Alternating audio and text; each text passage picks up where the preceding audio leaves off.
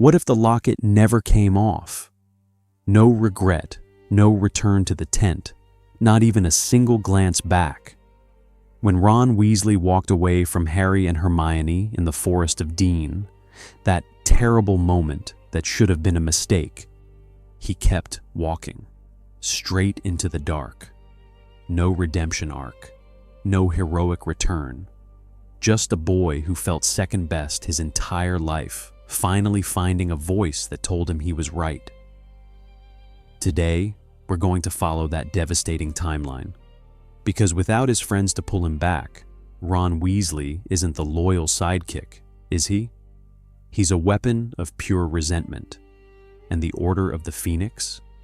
It has no idea it's already losing a war it thinks it understands. It's a world utterly blind to the fact that the person who knows their secrets best has just switched sides. Here's what happened in the canon, you know. Ron ripped off the locket, said terrible things, walked out into the dark, and disapparated. He landed at Bill's cottage. He spent weeks trying to find his way back.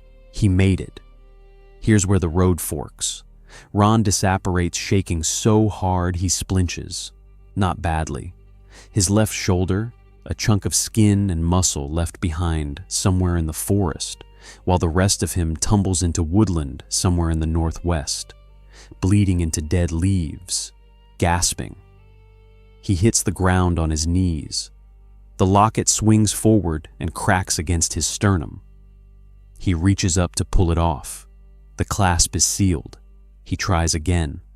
His fingers slip. There's blood on them from the shoulder, and the locket is slick and warm, and he stops. Because the locket has never felt warm before. It's always been cold, metal cold, grave cold, and the voice that comes next isn't a hiss. It isn't cruelty. It sounds like his mum. You've always been enough, Ronnie. They just never saw it. Ron goes very still. He tries to pull the locket off one more time. His fingers close around it. He holds it there, suspended, and then his hand just opens, flat against his chest, pressing it closer instead of pulling it away. He's 18. He's bleeding. He's alone. And something is finally saying the right thing. The Snatchers find him inside an hour. Greyback's crew ranging wide through the north. They see a teenager with a bad shoulder wound and no useful story. They're about to move on when Scabior stops, tilts his head, looks at the locket. It's glowing, faint green, like a pulse. What's that around your neck then, Ginger? Nothing. Ron's hand covers it. It's nothing. Scabior grins. Funny, nothing don't usually glow. They haul him to his feet. Ron's shoulder screams. He's trying to think, trying to plan, but the locket is warm against his palm, and the voice is still there, low and steady. Don't be afraid. Don't be afraid. I'm here. I'm here. Scabior is already composing the message in his head. Teenager. Dark object. Someone important's going to want to talk to you, Ginger. He doesn't know he's right. He doesn't know what the object is, or who it belongs to, or what it's already done to the boy wearing it. But Bellatrix Lestrange, 40 miles away, feels the pulse like a fishhook behind her sternum, and she turns toward it. In the tent, Hermione doesn't move for a long time. She's sitting in the exact spot where Ron stood when he said the things he said. Harry's outside. She can hear him walking the perimeter, back and forth, because he doesn't know what to do with his hands when he's scared. Neither of them does. Ron's jumper is on the floor. The maroon one. Molly's handwriting on the label in permanent marker, RBW, because by the fourth son, you just accept that the jumpers will get mixed up. Hermione picks it up, folds it, then unfolds it, folds it again. Harry comes back inside and stamps mud off his boots and neither of them says Ron's name. They talk around the shape of him. "I'll take his watch shifts," Harry says. "He's coming back." "Yeah, I know." They don't look at each other. There was a night, second year, or maybe third, when Ron tried to teach Hermione exploding snap and lost so catastrophically, so cartoonishly, so obviously on purpose that she laughed until she snorted, and then covered her face, and Ron grinned like he'd won the World Cup. That's the Ron who's gone. The one who lost on purpose. The one who made people feel like winning. Malfoy Manor, East Wing, stone floor. Ron is in a cellar, not the one where Luna Lovegood will later sit with Ollivander. Different wing, different dark. He's alone. The shoulder's been cleaned and bandaged, roughly, because a damaged asset is a useless one. The locket is still on him. Scabior reached for it twice on the journey and pulled back both times like he'd touched something hot. The dark in the cellar is total. Ron can't see his own hands. The locket talks to him for hours. Not cruelty, never cruelty, not anymore. It tells him Harry collected him like a chess piece and never asked what square he wanted to stand on. It tells him Hermione made her choice in fourth year and has been waiting for the right moment to say so out loud. It tells him Molly has 6 children and 1 scar, and her heart only has so much room. The terrible thing, the thing that makes this a tragedy instead of just a sad story, is that Ron already believed pieces of it. The locket didn't plant seeds. It found the ones already buried and brought them water every hour in the dark. Then a door opens. Bellatrix Lestrange doesn't come with a wand drawn. She comes with a candle. She looks at Ron the way you look at a locked box you're very curious about. She looks at the locket. Something crosses her face. Not greed. Recognition. "That's the Dark Lord's, isn't it?" she says, conversational. "Around your filthy neck." "I don't know what you're talking about," she smiles. "Oh, love, you're the worst liar I've ever met." A beat. "And I've met your father." She leaves without asking for anything. The candle goes with her. Dark again. Ron puts his hand over the locket, and the voice, soft, so soft. "She can help you, Ronnie. She can make the hurting stop." He doesn't try to pull it off this time. He just holds it, presses it flat against his chest, like a held hand, like a heartbeat that isn't his, but is warm. The shaking stops. That's not a victory. That's the most dangerous moment in this entire story. 2 weeks later, Ron is not in the cellar. He's in a room. Not a nice one, but a room, a window, a chair. The difference between a prisoner and a guest is smaller than anyone tells you. Bellatrix figured out fast that pain would make Ron shut down. But loneliness is a door, and she's been walking through it every day, easy as you like, with a candle and a chair and nothing but time. "I was the most devoted," she tells him one afternoon, like she's continuing a conversation they didn't start. "Most loyal daughter, and my parents still preferred the one who married a mudblood." She tilts her head. "Family's a funny thing, isn't it?" Ron doesn't answer for a long moment. Then, "Yeah." She's manipulating him. She also means every word. That's what makes her dangerous. The locket does most of the heavy lifting, but one night it shows Ron a memory. Christmas at the Burrow, the kitchen, the smell of burned eggs. Him and Ginny trying to make Molly's birthday breakfast before she woke up. Ron burns the eggs. Ginny burns the toast. They crack a window to clear the smoke, and Fred's head appears from outside, grinning. "Smells like love in here." They serve Molly a plate of absolute wreckage. She eats every bite, tells them it's the best breakfast she's ever had. Ron glows for a week. The locket shows him the same kitchen, same morning. But Harry's there instead of Ron, and Molly is smiling at Harry the way she smiled at Ron. The locket doesn't say a word. It doesn't have to. Ron writes a letter to Hermione. 3 words, I'm sorry, run.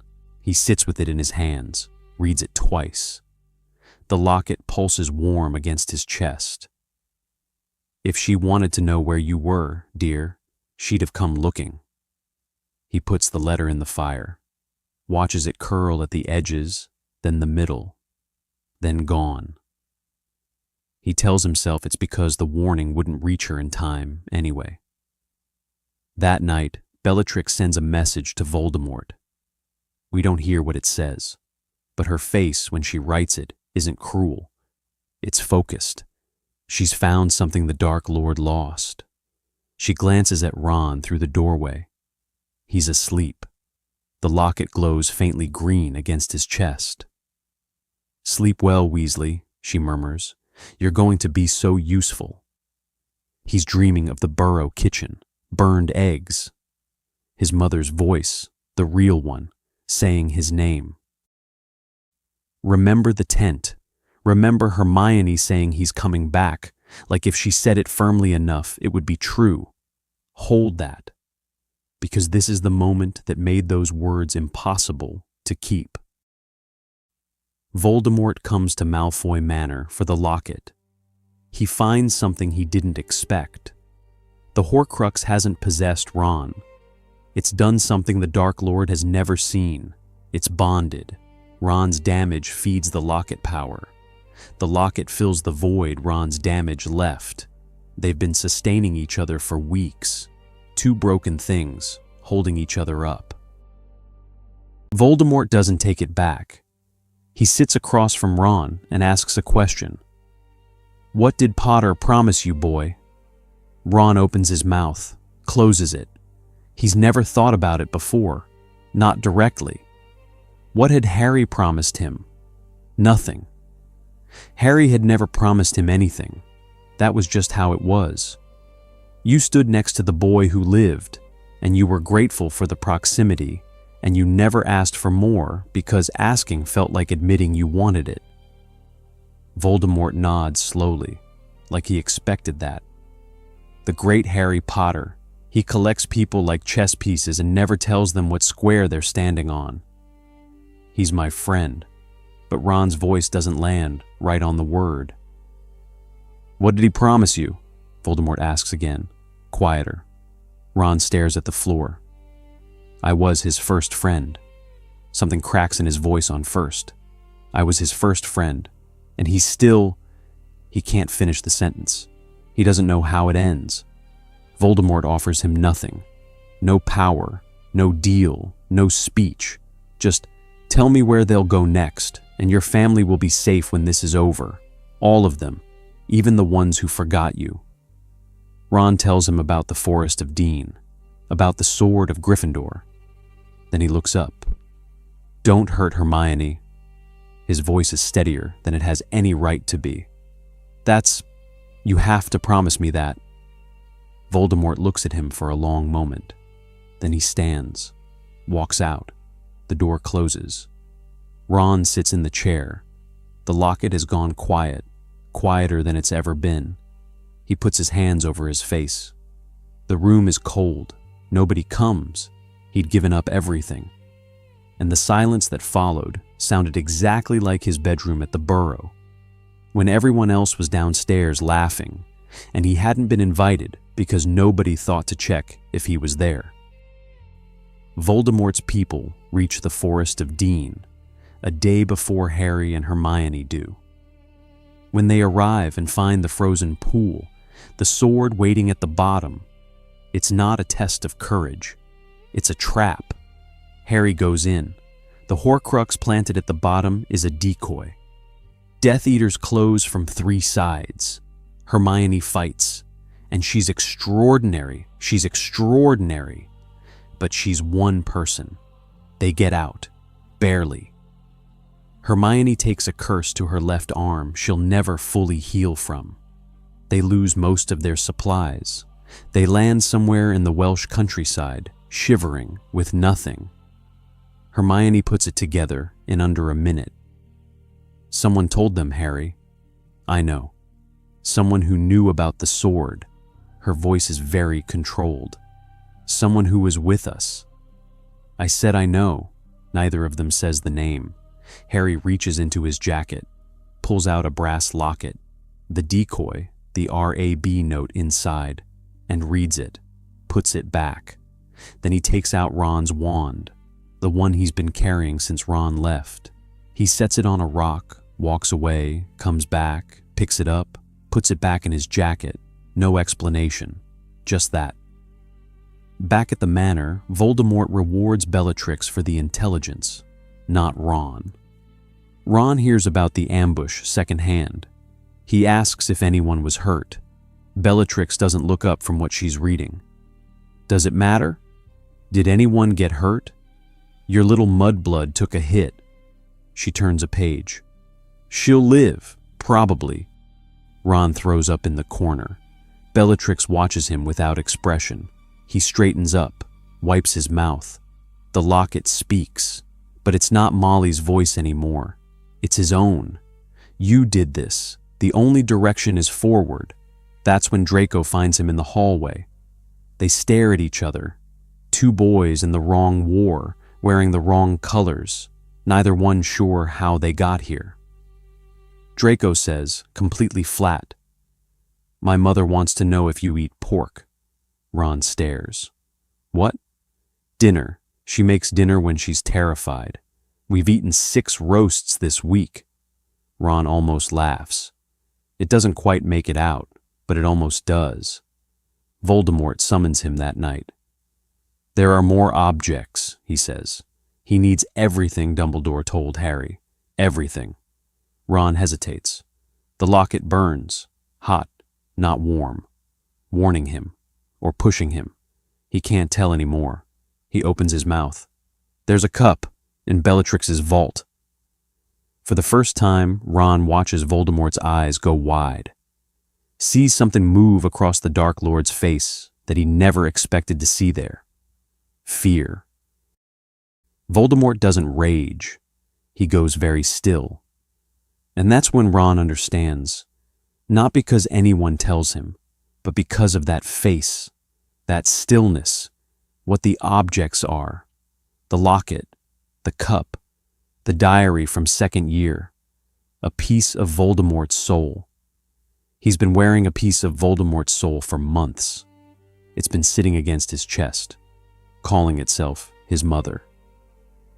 A laugh comes out of him, a bad one, the kind your body makes when it doesn't know what else to do. And the locket drops the Molly voice, completely. For the first time since the forest, it speaks as itself. Tom Riddle's voice, young and smooth and almost kind. You knew, some part of you always knew, and you stayed anyway. You're not real, Ron says. I'm the most real thing you have. Here's the quiet truth at the center of this story. It's not about Voldemort corrupting Ron Weasley. It's about loneliness being the most dangerous weapon in the world. Ron wasn't seduced by power. He wasn't seduced by revenge. He was seduced by something that stayed. Harry left him behind. Hermione chose the mission over his pain. His family had too many children to see him clearly. And the Horcrux sat on his chest in the dark and said, I'm here. I'm not going anywhere. That's the saddest thing in this entire story. Not what Ron did, why he let it. At Shell Cottage, Harry and Hermione tell Bill, not all of it, just that Ron is gone. Bill's reaction isn't shouting, isn't tears. He goes to the window, stands there. Then, he wrote to me 2 months ago, said he was struggling. His hand goes flat against the glass. I told him to toughen up. Silence. What kind of brother says that? Nobody answers. There's no answer that helps. Voldemort moves to secure his remaining Horcruxes. He stations Ron at Hogwarts, under Snape's watch. Ron walks into the castle he grew up in, wearing dark robes, the locket visible, knowing every corridor, every shortcut, every weakness in the stone. Neville Longbottom sees him from across the great hall. Their eyes meet across the full length of that room. Neville's hand goes to his wand. Ron shakes his head. Just barely. Don't. Neville doesn't lower it. Ron at Hogwarts. He's not a Death Eater. He's something worse. He's a ghost. Seamus Finnegan passes him in a corridor and spits on the floor without breaking stride. Lavender Brown sees him from the staircase and starts crying. Not for him, because of him. Ron keeps walking. He knows every shortcut. He uses them. His job is the wards. His father spent Ron's whole childhood dismantling cursed objects at the kitchen table, muttering about how magic protects itself, how you find the weak points by listening. Ron listened. He didn't know he was being taught something that would matter. He maps the castle's defenses section by section, quietly, at night, and passes the information on. One night, Ginny finds him in the Gryffindor common room. Old habit brought him there. The fire, the smell of the chairs. She doesn't hex him, doesn't scream. She crosses the room and stands in front of him, and her face is completely unreadable. Mum still sets your place at dinner. Then she leaves. Ron doesn't move for a long time after. Snape finds him in the astronomy tower the same week, looking out over the grounds. They stand there in silence long enough that it becomes its own conversation. Then Snape says, "The locket, does it still speak to you?" Ron nods. "What does it say?" "That I matter." Snape closes his eyes. Of all the people in this castle, in this war, Severus Snape understands what it costs to serve a monster, because you needed somewhere to put your love. "It's lying," Snape says, "but I understand why you listen." Word comes through the castle like cold water under a door. They're coming, the Order, Potter, hours away. The night before the battle, Ron finds his way to the Room of Requirement. He doesn't ask for much. The room gives him a battered chess set on a low table. He sets up the pieces, plays both sides, white and black. He moves the white knight forward, then moves it back. He picks it up, holds it in his closed fist. The castle is silent around him. Tomorrow, everyone he's ever loved will fight everyone he's standing with. He doesn't put the knight down for a very long time. You want to know what breaks a person? It's not grief. Grief is clean. It's knowing you caused the grief, knowing the people crying would cry harder if they knew why. The wards fall faster than the Order expects. Death Eaters come through angles nobody planned for. People die in corridors that should have held.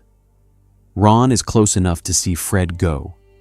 The same explosion, the same wall, the laughter frozen on Fred's face. But this time, Ron knows which section of stone he mapped for them. He knows which weakness let them through. He knows. He finds Harry in the wreckage of the corridor. Harry is bleeding above his left eye. He's holding a wand that isn't his. He grabbed it off a Death Eater who took it from Ron weeks ago, not knowing whose it was, not knowing he was carrying it home. They face each other in the smoke and the dust, and neither of them moves. The locket starts screaming, not Molly, not Riddle, just rage, formless, full volume, drowning everything. He left you. He always leaves. He'll leave you again. Harry doesn't raise his wand. He turns it around, holds it out, handle first. "Come home, Ron." Ron's face breaks. Everything breaks. 18 years of hand-me-down robes, and being the one people looked past to find the boy who lived, of being the first friend who somehow still finished last, of burning a letter he should have sent, and giving up a location he should have kept, and sitting in a cellar in the dark holding a piece of someone else's soul because it was the only warmth available. The locket burns against his skin, literally burns. He can smell it, his chest, his ribs, his everything. He takes a step toward Harry. The locket fights him, pain, visions, screaming. He takes another step. He reaches for his wand. Bellatrix's curse hits him from behind, binding. She wasn't going to let her asset walk away, not after everything she'd built, everything she'd fed. Harry moves. The sword is in his hand. One swing, the locket shatters. Ron screams, not from pain, from loss, like something was torn out of him that he'd learned over months in the dark to need. The voice dies mid-word. It was saying stay. It was saying I'll stay. He hits the ground. Bellatrix turns to Harry. The battle continues around them, past them. Ron lies in the rubble, free of the locket for the first time in months. The silence inside his own head is the loudest thing he's ever heard. Later, the battle still burning at the edges, Harry finds Molly at the burrow.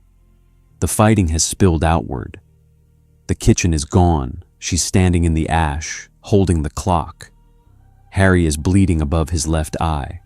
He's holding Ron's wand. His voice doesn't work right. Molly, I couldn't bring him back. I tried. She looks at the wand in his hand. Which wand is that, Harry? Ron's. Now you know what he means. Not dead. Alive, in a room at St. Mungo's, curled on his side, unresponsive, whispering to a locket that isn't there anymore. He came back. That's the part that'll kill you. He came back. The Dark Lord fell that day. Harry did what he was born to do. But for the Weasley family, the victory tasted like ash. Months later, St. Mungo's, long-term ward, same floor as the Longbottoms. Molly comes every day. She brings food Ron doesn't eat. She talks about the garden, about Ginny's Quidditch trials, about Arthur's new project in the shed. Ron sits by the window. His hair has grown past his ears. The healers say the Horcrux left marks on his mind, the way amputation leaves a phantom limb, the absence that still aches. One afternoon, Hermione comes. She sits beside him, doesn't speak for a long time. Then she sets something on the bedside table. A white chess-knight, worn smooth, found in the room of requirement after the battle. Ron looks at it. He picks it up, holds it in his closed fist, the same way he held it the night before everything ended. Hermione stands. She touches his shoulder. Her left arm trembles slightly when she lifts it. She leaves without saying anything. That was her line. Ron opens his hand, looks at the knight for a moment. Then he sets it on the windowsill, facing out, toward the road that leads, if you follow it far enough, to the burrow. The Weasley clock hangs in the new kitchen, repaired. Ron's hand reattached and pointing, not to home, not to mortal peril, to lost. The hand trembles faintly, like it's trying to decide, like it hasn't made up its mind yet. In the original story, Ron came back because he heard Hermione's voice in the Deluminator. In this timeline, the silence was just loud enough to let the darkness in. It forces us to ask, is loyalty a choice we make every day, or is it just a matter of who speaks to us when we're most alone? If you were Ron, cold, injured, and believing your friends abandoned you, would you have listened to the locket? Or would you have walked back into the dark on faith alone? Let me know in the comments below. And if this story broke your heart just a little, leave a like and subscribe to VictsVerse for more what ifs. Until next time.